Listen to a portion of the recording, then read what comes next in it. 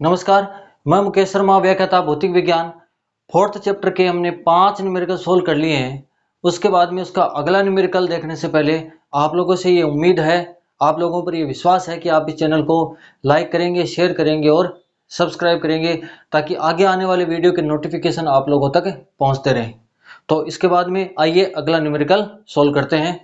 अगले न्यूमेरिकल में दे रखा है कि एक 3 सेंटीमीटर लंबा तार जिसमें 10 एम्पियर विद्युत धारा प्रवाहित हो रही है, यानी कि हमें आई का मान दिया हुआ है 10 एम्पियर और लंबाई को मान लीजिए हम एल से दर्शाएं तो ये कितने दी हुई है 3 सेंटीमीटर, यानी कि 3 गुणा 10 की घात -2 मीटर। एक परिनालिका के भीतर उसके अक्ष के लंबवत रखा है। तो परिनालिका क्या होती है कि जैसे इस प्रकार से कोई बेलनाकार, इस प्रकार से कोई बेलनाकार कुचालक है और उस पर क्या कर दिया जाए, तारों को इस प्रकार कुंडली के रूप में क्या कर दिया जाए, इस प्रकार से लपेट दिया जाए, एक दूसरे के पास पास तारों को कुंडली के रूप में इस प्रकार से लपेट दिया जाए, तो वो क्या कहलाती है, परिनालिका कहलाती है। यानी कि इस प्रकार से मान लीजिए कि ये तार आपस पास पास में क्या है, लपेटे हुए हैं, और इधर से क्या हो रही है, धारा प्रवाहित हो रही है। इस प्रकार से इसमें क्या हो रही है, धारा प्रवाहित हो रही है। ठीक है, ये धारा इधर से धारा जा रही है, इधर से धारा क्या हो रही है, निकल रही है। तो ये क्या हो गई, परिनालिका हो गई। अब परिनालिका की अक्ष क्या होती है, तो परिनालिका की अक्ष होती है कि ये जो यहाँ पर हमने एक जिसको चक्कर लगाया, इसको क्या बोलते हैं, इसको फेरा बोलते हैं। तो ये एक फेरा, ये क्या हो गया दूसरा फेरा, ये क्या हो गया तीसरा फेरा। इनके सेंटर हैं, इनको मिलाने पर जो लाइन बनती है वो लाइन क्या कहलाती है, इस परिनालिका की एक्स कहलाती है। तो ये क्या हो गई, परिनालिका की एक्स, इसको बोलते हैं परिनालिका की एक्स। ठीक है, अब परिनालिका को अगर हम इधर से देखेंगे, परिनालिका को यदि हम इधर से देखेंगे तो इसमें जो धारा की जो दिशा है वो क्या है, इस प्रकार से है। धारा की दिशा क्या है, इस प्रकार से। तो यदि इसके अंदर हम क्या बना दें, एक एस बना दें और उसमें आगे क्या लगा दे, तीर का चिन्ह, तो ये भी क्या है, इसी प्रकार से है, ये भी क्या है, इसी प्रकार से। तो इस कारण से ये जो इसका इधर वाला जो ध्रुव है वो किसकी तरह काम करता है, एस ध्रुव की तरह, यानी कि साउथ पोल की तरह काम करता है परिनालिका का। ये क्या करता है, साउथ पोल की तरह। ये अगर साउथ पोल की तरह काम करेगा तो ये इधर वाला कैसे लगेगा, ये लगेगा जैसे क्या हो रही है, इसमें धारा, इसमें धारा अगर इसमें ये क्या है क्लॉकवाइज, तो इसमें क्या हो जाएगी एंटी क्लॉकवाइज, यानी कि ये इधर क्या बन जाएगा एन, इस प्रकार से इधर क्या बन जाएगा एन, यानी कि इसमें धारा क्या हो जाएगी एंटी क्लॉकवाइज। और ये सिरा क्या हो जाएगा नॉर्थ पोल, यानी कि क्या हो जाएगा ये हो जाएगा एन सिरा, चुंबक के एन सिरे की तरह कार्य करेगा। यानी कि ये इस कंडीशन में क्या होगा कि ये जो परिनालिका है वो किसकी तरह व्यवहार करेगी, ये व्यवहार करेगी दंड चुंबक की तरह, यानी कि बार मैग्नेट की तरह व्यवहार करेगी, बार मैग्नेट की तरह। ये क्या होती है, इस प्रकार से ये होती है बार मैग्नेट। ये मान लो एस सिरा, ये क्या होगा एन सिरा। तो बार मैग्नेट या परिनालिका में क्या होता है कि जो चुंबकीय बल रेखाएं होती है वो क्या होती है, एन से जाकर कहां पर जाती है, एस पर, और चुंबक के अंदर एस से किधर, एन की ओर, एन से किधर एस पर, और एस से किधर एन की ओर, एन से किधर एस पर, और एस से फिर किधर एन की ओर। इसी प्रकार से ये क्या होती है बल रेखाएं, इस प्रकार से होती हैं। ठीक है, तो इसके अंदर जो ये चुंबकीय बल रेखाएं होती हैं इसके अंदर, वो क्या होती हैं, इस एक्स के क्या होती हैं, समांतर होती हैं। आपको ध्यान रखना है, मेरा इतना इसको डिटेल में बताने का उद्देश्य है कि क्योंकि हमें क्या दे रखा है, केवल एक्स के लंबवत दे रखा है तार। अब ये एक्स और चुंबकीय क्षेत्र एक ही है, ये हमने यहाँ पर क्या कर दिया, सिद्ध कर दिया, क्योंकि इसके इस परिनालिका के अंदर जो चुंबकीय क्षेत्र है वो क्या है, इसके एक्स के क्या है, समांतर है। यानी कि जो बी की डायरेक्शन हो जाएगी वो क्या हो जाएगी, ये हो जाएगी बी की डायरेक्शन। अब इसके लंबवत ये जो चुंबकीय क्षेत्र लग रहा है इस प्रकार से, ये जो बी है, ये जो बी है, ये जो बी है, इसके लंबवत क्या रखा हुआ है, इसके लंबवत क्या रखा हुआ है, तार रखा हुआ है, जिसमें कितनी धारा प्रवाहित हो रही है, आई धारा, यानी कि कितनी 10 एम्पियर धारा क्या हो रही है, प्रवाहित हो रही है। ठीक है, तो ये कह रहा है कि तार पर लगने वाले बल का मान क्या है, यदि हमें चुंबकीय क्षेत्र का मान कितना दिया हुआ है 0.27 टेस्ला, तो इस पर लगने वाले बल का मान ज्ञात करना है। तो देखो बी का मान दिया हुआ है, आई का मान दिया और बल का मान ज्ञात करना है। तो धारावाही चालक पर लगने वाला बल, उसका फॉर्मूला क्या होता है, हमने पिछले वाले वीडियो में भी देखा था, वो होता है एफ बराबर I L B sine theta. Theta किसके मध्य है, एल और बी के मध्य, एल और बी या जिधर धारा प्रवाहित हो रही है और चुंबकीय क्षेत्र के मध्य। तो धारा किधर प्रवाहित हो रही है, इधर हो रही है, चुंबकीय क्षेत्र क्या है, इधर है। एंगल कितना बनेगा यहाँ पर 90 डिग्री। तो थीटा बराबर कितना आ जाएगा 90 डिग्री। अब क्या करना, कुछ नहीं करना, अब इसमें केवल और केवल क्या करने हैं, मान रखने हैं। तो देखिए मान रखिए ए बराबर आई का मान लिख दिया 10 गुणा एल का मान लिख दिया 3 गुणा 10 की घात -2, फिर बी का मान कितना है 0.27 है, गुणा साइन कितना आ जाएगा 90, और साइन 90 डिग्री का मान कितना होता है 1, कितना हो जाएगा, देखिए यहाँ पर 0.27 टेस्ला दिया हो ना, तो फिर 0.27 को यदि मैं 10 से गुणा करूंगा तो कितना हो जाएगा 2.7 गुणा 3 गुणा यहाँ पर कितना हो जाएगा 10 की घात -2, और इसका मान कितना हो जाएगा 1 हो जाएगा। या ए बराबर कितना आ जाएगा, इसको गुणा करेंगे तो कितना हो जाएगा 27 गुणा 3 81 होता है, तो ये हो जाएगा 8.1 गुणा 10 की घात -2 न्यूटन।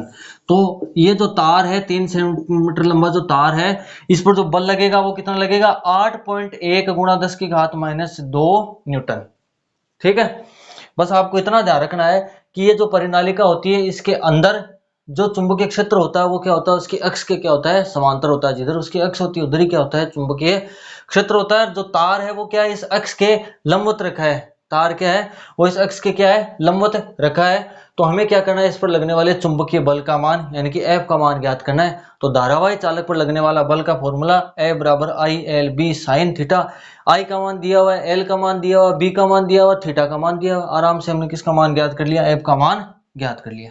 ठीक है, आइए इसका अगला क्वेश्चन देखते हैं। और अगले क्वेश्चन में दे रखा है कि एक दूसरे से 4 सेंटीमीटर की दूरी पर रखे दो लंबे सीधे समांतर तार, एक तार तो मान लीजिए ये है A, दूसरा तार मान लीजिए ये है B, और इनमें कितनी धारा प्रवाहित हो रही है, इसमें धारा प्रवाहित हो रही है 8 एम्पियर और इसमें धारा प्रवाहित हो रही है 5 एम्पियर की विद्युत धारा एक ही दिशा में प्रवाहित हो रही है, दोनों में एक ही तरफ क्या हो रही है धारा प्रवाहित हो रही है।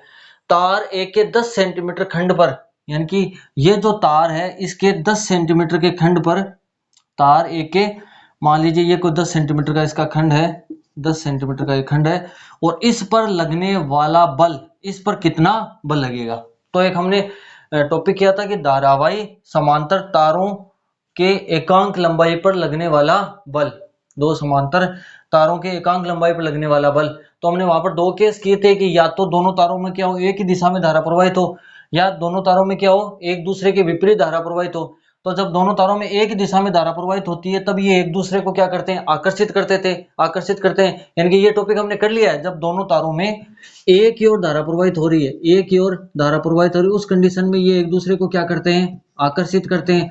और जब धारा क्या हो विपरीत हो उस कंडीशन में ये एक दूसरे को क्या करते हैं प्रतिकर्षित करते हैं। तो हमें क्या दे रखा है, दोनों में एक ही ओर धारा प्रवाहित हो रही है, इसलिए ये एक दूसरे को क्या करेंगे आकर्षित करेंगे। और कैसे करेंगे इसको भी हम क्या कर लेंगे यहाँ पर समझ लेंगे। ठीक है, हमें इसके एकांक लंबाई पर लगने वाला बल का मान ज्ञात करना है। तो चाहे इस तार के कारण इस तार पर बल लगे, चाहे इस तार के कारण इस तार पर बल लगे, दोनों का मान क्या आता है सेम ही आता है। तो तार की एकांक लंबाई पर लगने वाला बल, तार की एकांक लंबाई पर लगने वाला बल वो हमने क्या कर लिया ज्ञात कर लिया है। उसका फॉर्मूला होता है F/L बराबर μ0/4 इंटू 2I1I2/R। ठीक है, तो ये हमने क्या कर लिया है फॉर्मूला पहले ही पता कर लिया है, लेकिन हमें एकांक लंबाई पर नहीं ज्ञात करना है, हमें तो क्या करना है L लंबाई पर ज्ञात करना है, जिसका मान कितना दे रखा है 10 सेंटीमीटर। तो L लंबाई पर कितना हो जाएगा F बराबर μ0/4 2I1I2/R इंटू L, ये क्या हो गया L लंबाई के लिए। ठीक है, तो देखिए मान ज्ञात करते हैं। F बराबर कितना हो जाएगा μ0/4 यानी μ0 का मान कितना होता है 4 पाई गुणा 10 की घात -7/4 गुणा 2I1 का मान कितना है 8, ये दे रखा है 8, और इसका मान कितना दे रखा है 5/R। दोनों तारों के मध्य की दूरी R बराबर दे रखी है 4 सेंटीमीटर, यानी कि 4 गुणा 10 की घात -2 मीटर। तो यहाँ पर आ जाएगा 4 गुणा 10 की घात -2 मीटर, गुणा L का मान दे रखा है 10 सेंटीमीटर, यानी कि 10 गुणा 10 की घात -2। तो 10 की घात -2, 10 की घात -2, ये तो क्या हो गया कैंसिल हो गया, 4 पाई से 4 पाई क्या हो गया कैंसिल हो गया, ये यहाँ पर 2 बार कट गया, ये यहाँ पर कितना आ गया 4, तो 5 गुणा 4 कितने हो गए 20 हो गए। तो कितना आ गया बराबर 20 गुणा, फिर देखिए 10 की घात -7 और 10 की घात 1, ये आ गया 10 की घात -6 न्यूटन, या इसको ऐसे भी लिख सकते हैं 2 गुणा 10 की घात -5 न्यूटन। तो तार की L लंबाई यानी कि 10 सेंटीमीटर पर लगने वाला जो बल है वो कितना होगा 2 गुणा 10 की घात -5 न्यूटन। ये हो जाएगा इसके 10 सेंटीमीटर लंबाई पर लगने वाला बल 2 गुणा 10 की घात -5 न्यूटन। ये तो हमने ज्ञात कर लिया है। अब अगर हम इसमें डायरेक्शन ज्ञात करना चाहे तो देखो, हमें ज्ञात करना है इस तार पर लगने वाला बल कौन से तार के कारण, बी तार के कारण, बी तार के कारण, बी तार के कारण कौन से तार पर, ए पर लगने वाला बल, ए पर लगने वाला बल, ए पर लगने वाला बल। तो देखो आई की दिशा कौन सी हो गई, ये हो गई, आई की दिशा कौन सी हो गई, ये हो। इस प्रकार से यदि हम बांट दें एक्स एक्सिस, ये वाई एक्सिस, ये कौन सी हो गई, जेड एक्सिस, तो वाई की ओर तो क्या हो गया, ये आई हो गया। तो जो दाहिने हाथ के अंगूठे का नियम होता है वो क्या होता है, इस प्रकार से होता है। अगर अंगूठा किसको बताए, धारा की दिशा को, तो ये उंगलियां किसको बताएंगी, चुंबकीय क्षेत्र की दिशा को। तो इस प्रकार से हमने इसको पकड़ा। तो देखिए इस तार में जो बल रेखाएं आ रही हैं वो क्या आ रही है, इस प्रकार से आएंगी। तो इस पॉइंट पर क्या हो जाएंगी, ये बाहर की ओर, यानी कि चुंबकीय क्षेत्र क्या हो जाएगा, इस पर जो चुंबकीय क्षेत्र हो जाएगा वो क्या हो जाएगा, बाहर की ओर। चुंबकीय क्षेत्र क्या हो जाएगा, बाहर की ओर। यानी कि इस बाहर की ओर का मतलब क्या है, चुंबकीय क्षेत्र लग रहा है जेड एक्स की ओर। चुंबकीय क्षेत्र क्या लग रहा है, जेड एक्स की ओर। अब धारा की डायरेक्शन का हमें पता है, चुंबकीय क्षेत्र का मान हमें पता है, तो बल की जो दिशा है वो भी हम ज्ञात कर सकते हैं। कौन से नियम से, फ्लेमिंग के बाएं हाथ के नियम से। इस प्रकार से यदि देखिए यहां पर धारा है वो किधर है, धारा तो है वाई एक्सिस की ओर। धारा किधर है, इस प्रकार से, धारा तो है इस प्रकार से। यदि ये धारा हो, ठीक है, ये क्या हो, ये क्या हो, चुंबकीय क्षेत्र हो, और ये क्या हो, ये इसको क्या बताएं, बल की दिशा। तो देखिए धारा की दिशा किधर है, ऊपर की ओर, और चुंबकीय क्षेत्र लग रहा है अंदर की ओर। चुंबकीय क्षेत्र क्या लग रहा है, अंदर की ओर। यानी कि धारा की दिशा देखो ऊपर की ओर, ये तो किसकी दिशा हो गई, धारा की दिशा। मध्यमा किसको बता रहे थे, धारा की दिशा, ठीक है। और चुंबकीय क्षेत्र क्या, अंदर की ओर, जेड एक्स की ओर, ये हो गया अंदर की ओर। इस कंडीशन में अगर ये किधर है, वाई एक्सिस की ओर, और ये किधर है, ये किधर है, जेड एक्सिस की ओर, तो बच गई कौन सी, एक्स एक्सिस। इन दोनों के लंबवत ही तो होगा ना, ये तीनों एक दूसरे क्या होते हैं, लंबवत। तो ये एक्स एक्सिस, यानी कि जो बल लगेगा वो किधर लगेगा, इधर लगेगा। बल लगेगा वो किधर लगेगा, इधर लगेगा। तो इस पर लगने वाले बल की डायरेक्शन क्या होगा, इधर। और इसी प्रकार से इस तार के कारण तो हमने ज्ञात कर लिया, इस तार के कारण इस पर लगने वाला बल क्या होता है, इधर होता है, ठीक है। आप दूसरे तरीके से और तरीके से अगर समझना चाहिए तो क्या होता है, एफ का फॉर्मूला क्या होता है, आई एल बी, यानी कि एल क्रॉस बी, ठीक है। ए बराबर I L cross, L cross का मतलब क्या, आई की दिशा, आई की दिशा किधर, वाई, वाई का मतलब क्या हो गया, जे केप, बी का मतलब जेड दिशा, यानी क्या हो गया, के केप। अब इधर देखिए ये क्या हो गया, आई केप, ये क्या हो गया, जे केप, ये क्या हो गया, के केप। तो जे क्रॉस के का मतलब क्या होता है, जे क्रॉस के का मतलब होता है आई केप, आई केप का मतलब क्या हो गया, एक्स एक्सिस।